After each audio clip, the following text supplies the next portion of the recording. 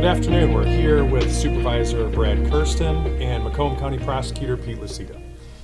You know, the wonderful thing about Chesterfield Township is we are a growing community, but with that growth, we also have challenges in the fact that we have now a growing elderly population and an increase in fraud. And I first just want to talk about some of the things that the public safety group is doing in the fact that, you know, just within the last couple months, we went out and we met with all of our bank managers. We had a community meeting, and what we specifically talked about was some of the things that they should be looking for when we have our elderly residents coming in, making withdrawals, what would be some of the concerns they should have, and try how to best serve our residents in that way. You know, next what we did was we also went out and met with all of our retail managers, and some of the same concerns. We've seen an increase in fraud where individuals are being contacted and asked to get gift cards and other items like that. So we're trying to put our retail establishments, and you know, we're lucky to have so many great retail establishments here in Chesterfield, but with that comes the concerns of fraud and other things. You know, those are things that we're doing, but the benefit we also have here in Macomb County is we have a great partner in the prosecutor's office with our prosecutor, Pete Lucido. And with that, you know, obviously my team is well aware of it, but I'd kind of like you to talk about some of the great things that you're doing for our seniors and how you're protecting them. Thanks, Chief, for having me on. I appreciate being in your community too, Mr. Supervisor, so thank you for inviting. I can tell you now firsthand, we are doing everything we can regarding our seniors because the greatest generation that ever lived. Number one, we have a senior crime unit. It specifically, and is more importantly, focuses on those activities that seniors are involved with, but the crimes that are associated with the seniors.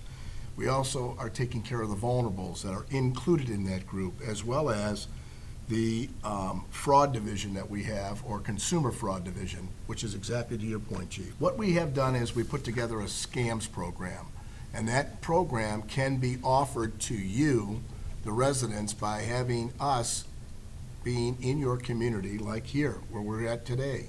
We are partnering with the police agencies throughout the entire county, including here in Chesterfield. We are in the libraries, you'll find these. In the police department, you'll find these, and among other things that we leave. And we go into the senior centers and we put these presentations on, or at where you would like us to be hosted. It's part of our job to educate the community, and then when you become a senior, you become vulnerable because of the following. You've worked all your life, you've saved your nest egg, and now somebody may get a hold of your PIN number for your bank account. It even could be one of your children or grandchildren or a loved one or a caretaker. Somebody could also go ahead and steal your mail out of a mailbox. And now they start to look at the information that's on there, your bank statements, or it could be some of your medical information, as well as, and that's why sometimes it's nice to have a lock on a mailbox, as well as they go ahead and they steal the packages. Those are porch pirates right from your porch, and as a result they gain information from what's inside the packages. So nothing's safe anymore, but the biggest scam that's going on lately is the internet. There's websites on there that you're putting information on. You don't know who's looking at that information. You don't even know if that website is legitimate. And I gotta ask a question, and that's this. What do you know about who's on the other side? When you have something where you've been vulnerable and they've taken advantage of you, whether it be a family member, whether it be a loved one, whether it be somebody from caregiving, it's important to notify your police department and let them know first and foremost.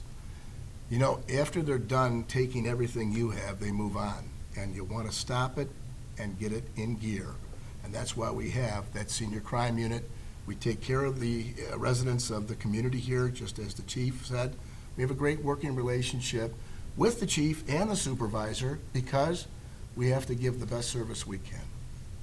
Yeah, absolutely. And as I mentioned earlier, you've always been a great partner. And for those of you that don't know, Supervisor Kersten also was in law enforcement for over 3 decades. So in your 3-decade career, have you seen, you know, this become an increasing problem, or you know, what have you seen in, you know, your career? Yeah, this is absolutely a problem, and as Mr. Prosecutor Lucido had indicated, this growing population within our community becomes more vulnerable because we promote their independence. We promote their independent living. We want them, and they want to thrive within their own community.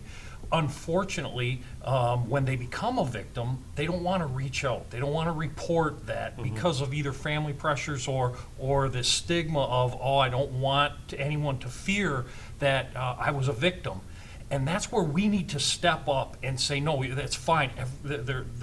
We have to provide them the resources to reach out and say, let's go after this, let's investigate this. There's no stigma to calling the police, getting the prosecutors involved, and making sure that, as the prosecutors indicated, we're here to protect the greatest population that ever lived in this earth. And that's to your point, Mr. Supervisor. What you have is Macomb County has almost 1 million people, and we have 28 different law enforcement agencies within the county.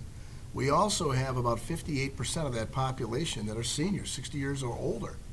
And I got to let you know what he said was about the independence. We all want to live forever. But sometimes we have to go into nursing care facilities. And inside the book, just not in addition to learning about those crimes that are committed against seniors, but we have choosing a nursing home right there, and the rights and responsibilities that they have. We have not only independent living, but what? Assisted living, memory care. We have all these in here, and it says, if you're choosing a nursing home, please consider these ideas and things. Look over what your rights are and responsibilities, and why, when you become a resident in a nursing home, it's important that you understand what they're supposed to do for you, because there's individuals in nursing homes that may take advantage of you also. But being a population of seniors, we want to make sure that we take one step for you and protect you and have your back at the same time. So please get this. It's in your libraries. It's in the police department. It's in the nursing homes within the community.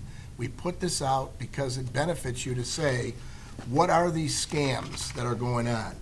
Like identity theft, telemarketing fraud, where you're picking up the phone and you're saying, who is this? And you already gave information, or these organizations, even the police organizations that tell you that there's a police organization. Vet it out, get the phone number, have your children, have your grandchildren, have somebody vet that out before you make any donations, because it's your money, you worked for it hard, we don't want to see you get taken. Caregiver fraud, what they expect. These things are easy to identify, it's a quick read, and on top of it, it's out to protect you. Yeah, absolutely. And I know, obviously, we've focused quite a bit on, fraud and some of that, but as I was reviewing the information, there's a whole list of other information that you've provided. I don't know if you'd mind touching on Sure. some of the other information that, our seniors or those caring for our seniors, whether it be, sons, daughters, loved ones. There's a lot of valuable information. I don't know if you'd mind touching on that. We could spend a whole day, and that's why I love to give the seminars. I love to come into the community, and I appreciate you taking the time today to get this out. That's why you care about what your community's in.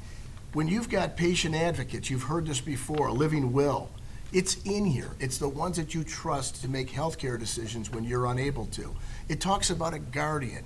A guardian takes care of your physical needs, like your food and your clothing and your shelter. And then there's the conservator that take care of the monetary needs. And when you put somebody out as a conservator, you're literally giving them the pen and the checkbook. So you've got to be careful. And it's questions that, what do I look for, and who do I know that can do this? And it's also, in here, it talks about those individuals that are going to take care of you. Can I revoke this? Can I stop and say, no, I don't like what they're doing, let me get somebody else? These questions you need to know. It's important. Please, do yourself a favor, pick up this booklet and get a pamphlet, which is No Excuse for Elderly Abuse.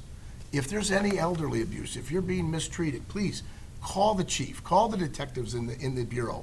That's what they're there for. They're going to try to help you maneuver through a system of legal issues and legal jargon, and they're trained to do this. And there's numbers in the pamphlet that you can report senior abuse to LARA, the licensing organization, or Macomb County has the crimes unit that they can do, or an ombudsman for long term. That's what it is. We have all kinds of units in the prosecutor's office. And I know the chief's familiar with it because they bring warrants every day to the prosecutor's office, and these are our divisions.